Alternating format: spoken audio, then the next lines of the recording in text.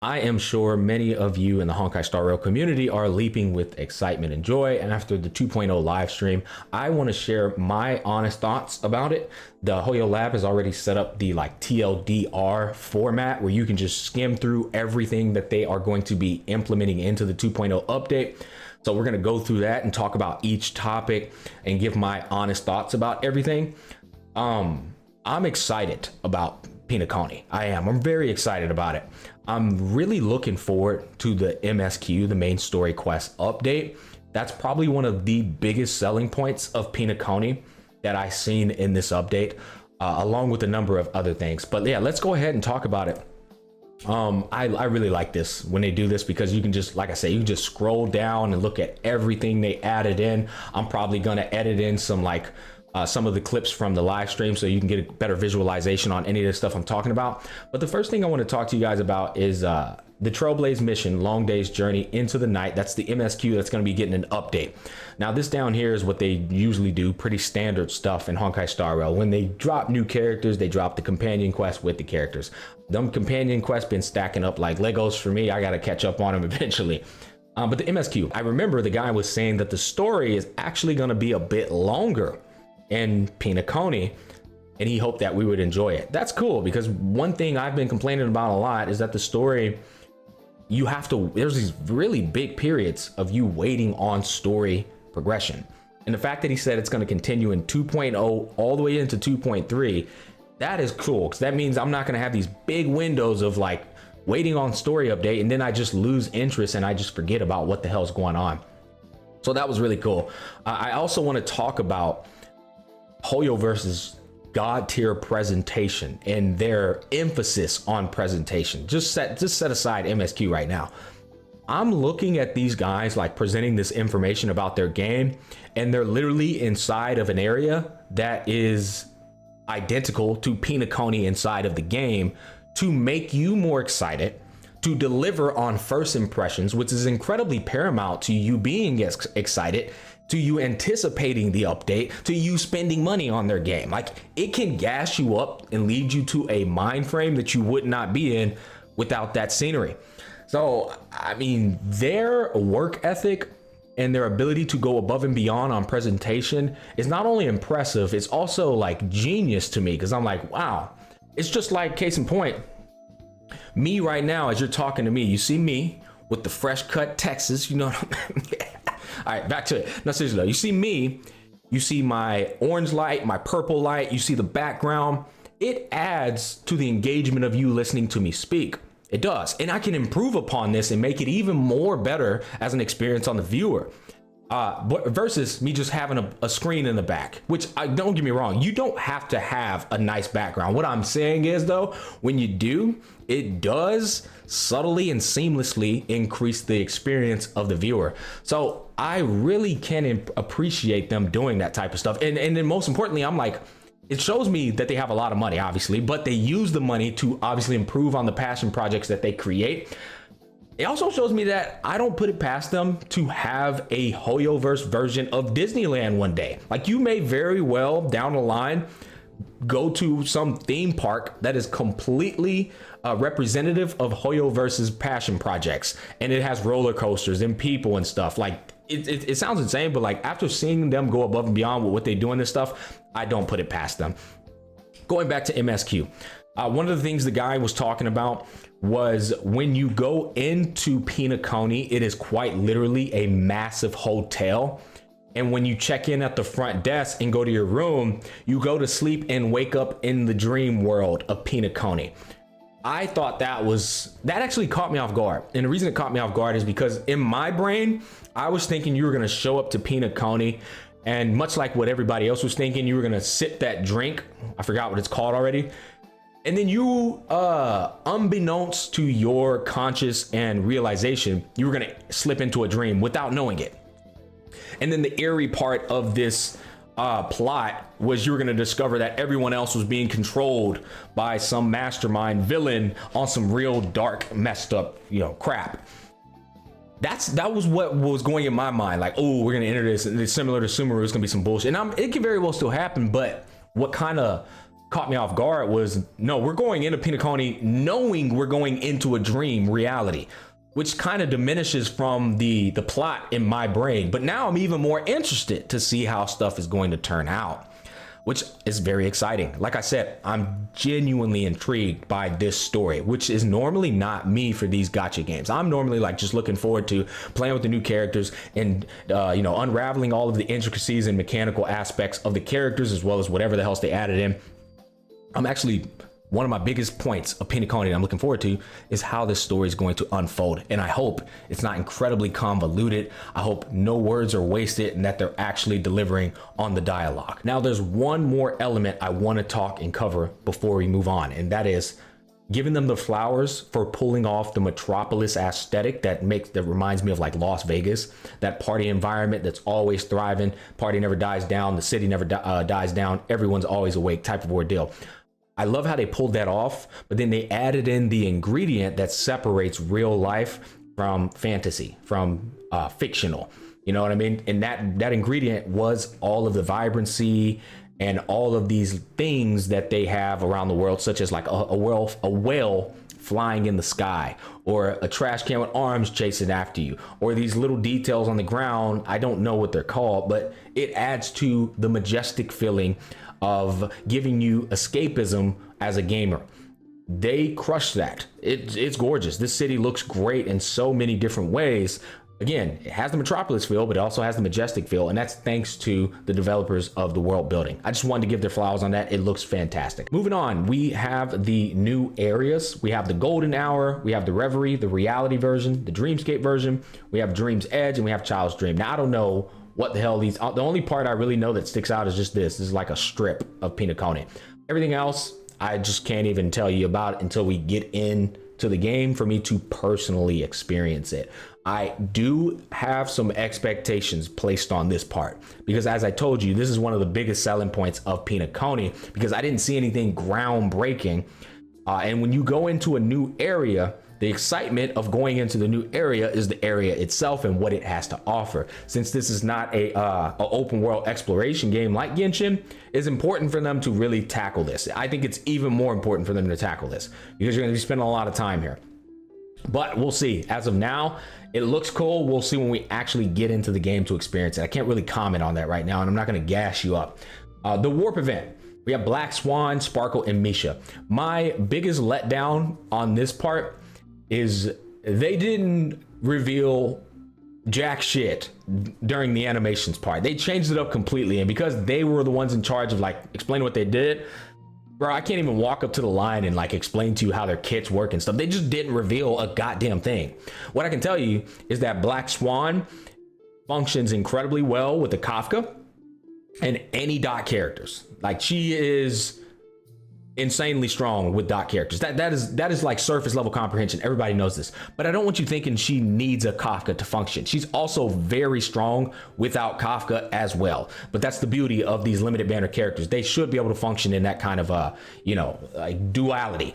Now, Sparkle, again, I can't say much. Obviously, you know she recovers skill points. Just know QQ mains cannot pass up Sparkle. Imbiber Lune mains cannot pass up Sparkle. People who are looking to extend and test the boundaries of team compositions cannot pass up Sparkle.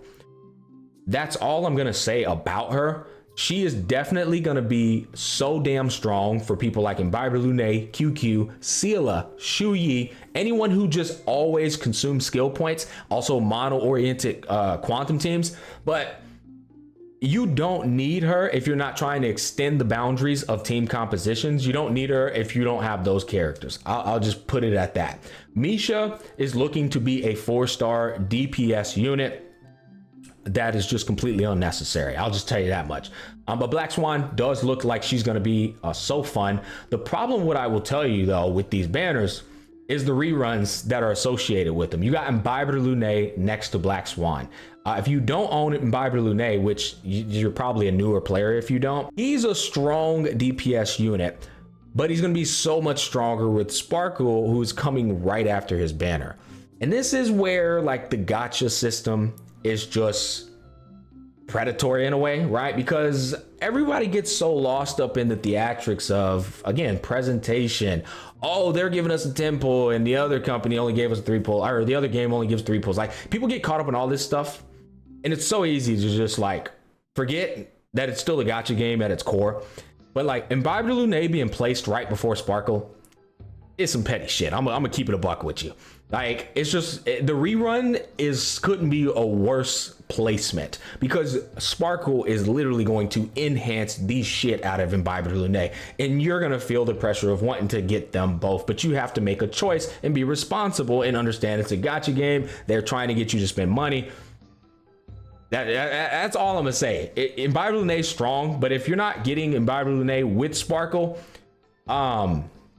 the value of them goes down a bit. I'll just say that. Now, Black Swan, the banner that is associated with them, Gweniphen, is a solid character. Jing Yuan is a good character. Misha is looking to be the brick, because you just don't need Misha. It's a damn good banner just because of Jing Yuan and Gweniphen. But I mean, there's a lot going on. There's a lot to unpack with these damn banners, bro. Like, it's all like back to back to back to back. New characters keep coming out, and then now they're throwing in reruns with the characters. It's a bit too much, if I'm being honest. Now, the light cone banner, another thing. This might be the best light cone banner I've ever seen. This is literally, in my opinion, Dance Dance Dance. We'll zoom in on that. Hell, actually, this is the best light cone in the entirety of the game, in my opinion. And if it's not the best, it's definitely top 2. Cracked light cone, advances your whole team forward, can make people go twice even though they don't have speed boots on, can make people go 3 times if they're fast enough. It is a insanely valuable light cone. This is the most broken 4-star Nihility Path light cone at S5. So if you can get more copies of it, or just pick up a copy or 2 of it and have an adequate effect hit rate, it is potentially best in slot for Pella, for Gweniphen, for Luca, for Welt. You can use this on so many people. You can even use it on Silverwolf. So 2 insanely valuable light cones in the same light cone banner, banger. Furthermore, Misha's light cone is potentially at S5 best in slot for Shu Yi, even considering 5-star limited banner light cones. It is that cracked for Shu Yi. But it's also a strong option for Misha itself. So there's no bad options on this light cone banner. But the bad news is, what if you want to go for these, but you're trying to skip these 2 characters and you end up getting one of their light cones? Another FOMO tactic for you to now have to pull on one of the characters because, well, you have their light con. So that's a shitty situation to consider. Moving on though, this shit blew me out of the water. We'll zoom out a little bit. Guys, I've never seen a more perfect concocted scenario for a character. I'm not kidding. This is the most crazy scenario I've ever seen. QQ is already a divine 6-star, 4-star DPS unit. Very strong unit. You can use her to clear all contents in the game. If you are a free-to-play player, this banner, you cannot skip. You just can't skip. If you're only looking for value and you're looking to clear content, bro, Sparkle is taking QQ to the moon. I think QQ might be meta with Sparkle. It's possible, I'm not kidding. Hanya, another synergy for QQ. QQ herself, you get her for free, and then you get more copies of her. Free to play wise, this is the most disgusting free-to-play banner. It really is. Sparkle, Hanya, 2 Harmony units. You get copies of QQ. You're locked and loaded. But that's not where it ends.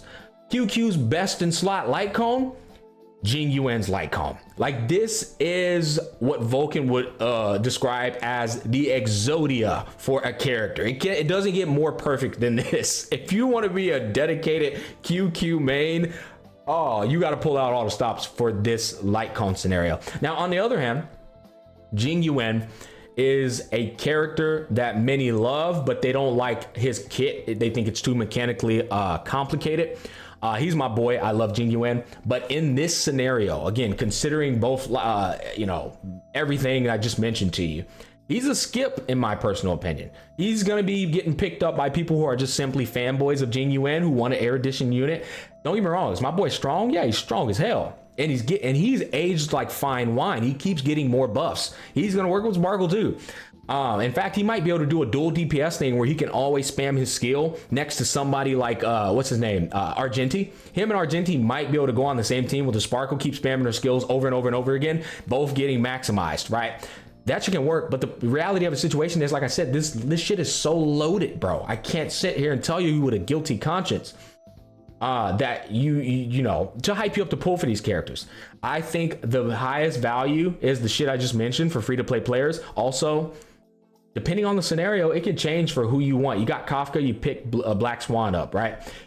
If you have the characters I just mentioned, you pick up Sparkle. But I don't know. I can't even recommend this shit to you guys without examining just the crazy overloaded scenario that's going on right here. Now, the light cone banner for Sparkle and Jing Yuan, it's good. It's not amazing, it's good. Like, I think people overvalue Planetary Rendezvous. A 24% damage bonus with the new supportive package characters we have, it's kind of just like diminishing returns at that point, or overkill. You generally always end up putting on your Harmony character like a dance, or the freaking light cone where you attack and get more energy back. Can't think of it. You guys know what I'm talking about. Or you end up putting Bronya's light cone on. Like, Planetary Rendezvous is just like, it's pretty niche. It is. The Erudition light cone, again, another niche light cone that is strong, but it's niche. There's better options. And then this light cone, it's like the Scraps light cone. You use it because you don't have the signature light cone for the other characters. So it's an okay light cone banner, but this is the most god tier light cone.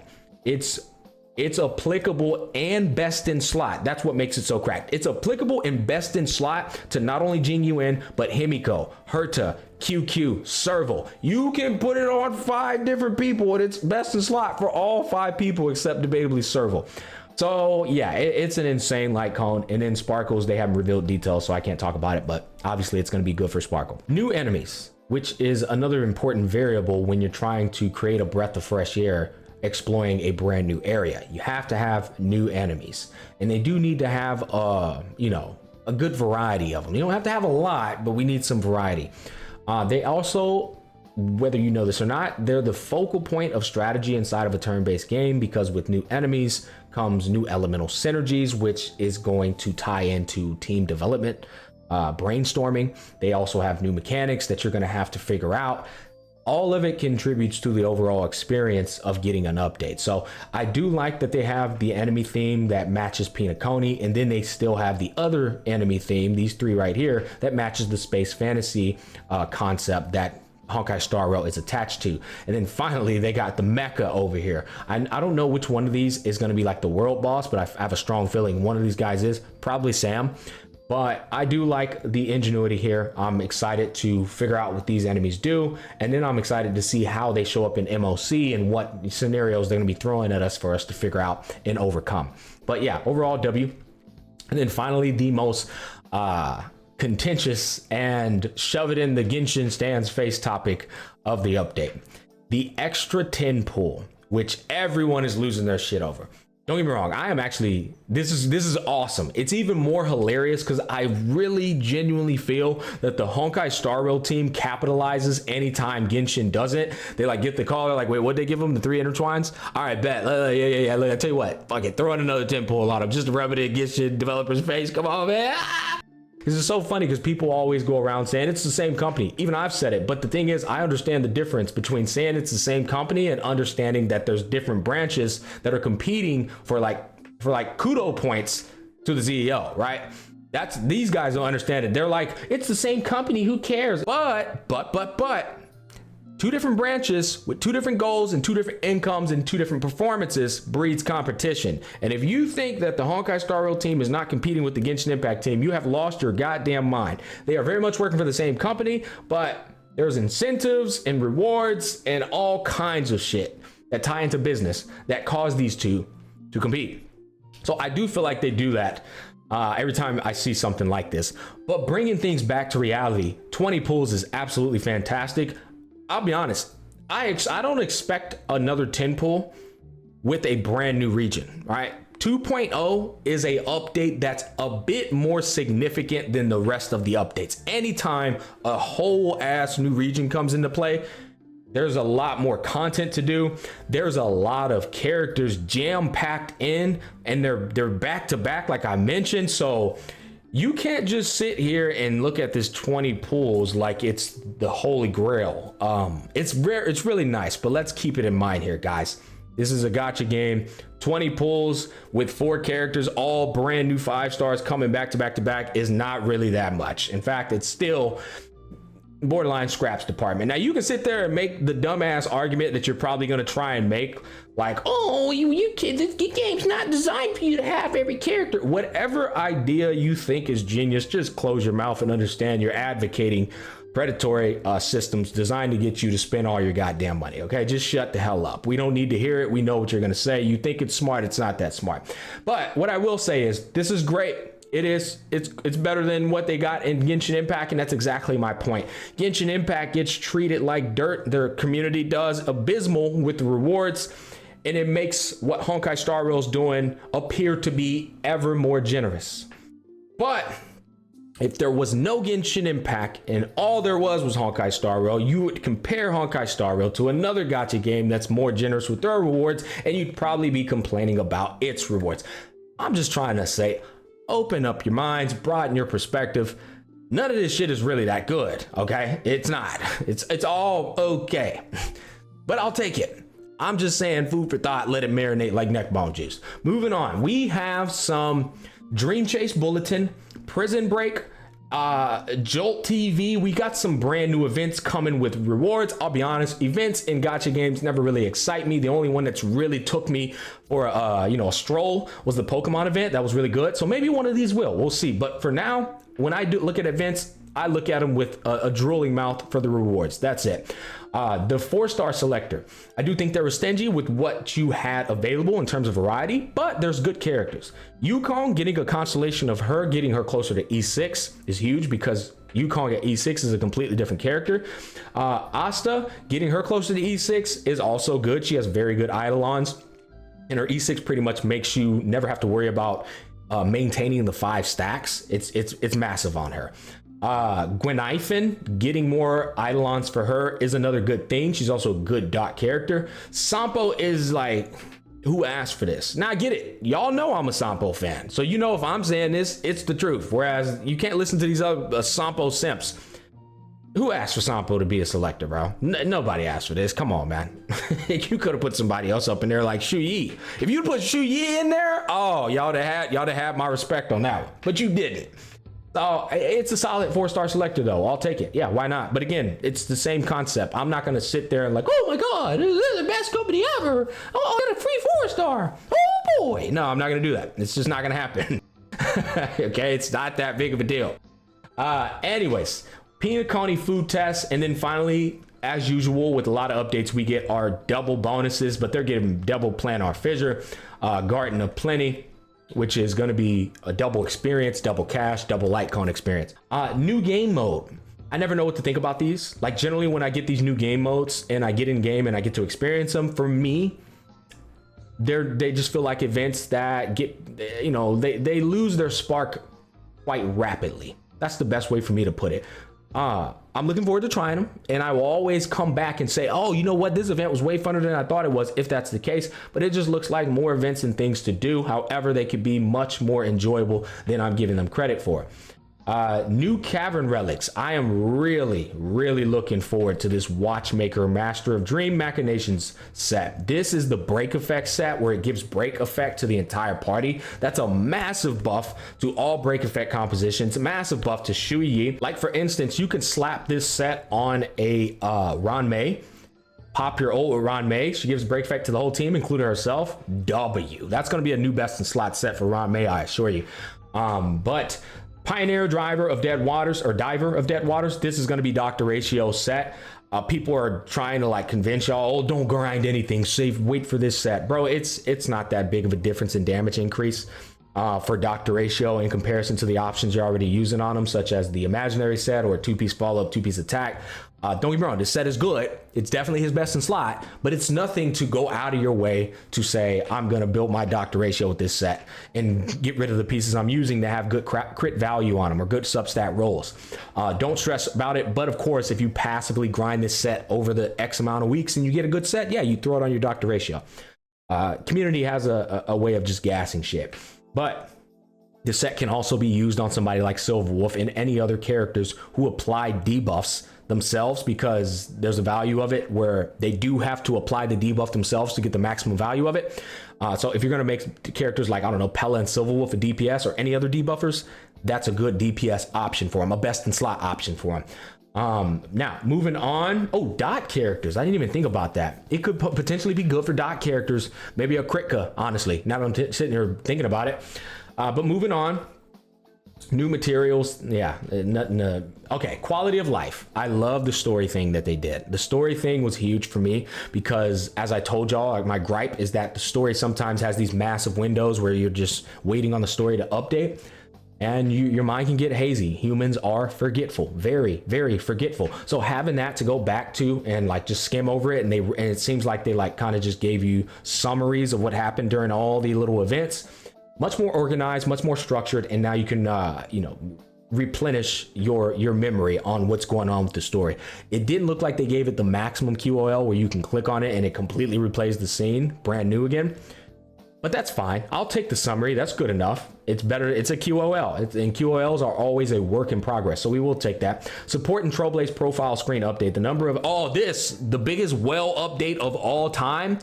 Now Wells can put more Wells on their freaking lineup, which I'm not complaining about. I use them on my free-to-play account. But this will helping the Wells actually helps the community, especially the newer players and the free-to-play players. They can utilize the Wells support characters to, get through the game and catch up to where everybody else is. So that's an overall W, not only for Wells, but also the community, especially the newer players that were trying to get in and catch up. I like it. Relic upgrades and usability iteration. I don't know why it's so hard for them to add in loadouts. Like, they didn't add in loadouts. They added in recommendations. I don't need a goddamn recommendation. I need a loadout. That would be nice. I'm not going to sugarcoat it. And some dumb is probably going to try and defend him in the comment section. You're such a... Shut up, bro. I'm telling the truth. We want some loadouts. We don't want recommendations. New relic set recommendations, and relic can be marked as discarded and salvaged with this optimization. That last part, relic can be marked as discarded and salvaged with this optimization. Huge. Now your 5 stars, 5-star relics, you couldn't like get rid of them in mass to turn them into fodder or, experience for your light cones. You can now do that. That's huge. This is W. They put in some other little optimizations that I'm not remembering, but overall, I like the update. I'm not looking for this update to give me more work to do as a content creator for Honkai Star Rail, because I want to play other games. Wuthering Waves is one of them. So I'm happy with the update, the dynamic, and the progression of Honkai Star Rail. I'm no longer one of those people that's looking for more shit to do in this game. The time that it gives me, the time commitment that I have with it is fine as is. Any more shit they give me to do, and now I'm like, oh, well, now my life is just Star Rail as a gamer, and I don't want that. I want more other games to play. I want more things outside of Star Rail to do as a gamer. So that's my honest thoughts of the update. Hopefully you guys are excited about it. I am personally. Comment down below. Let me know your thoughts. Thanks for watching, and I will catch you on the flip side.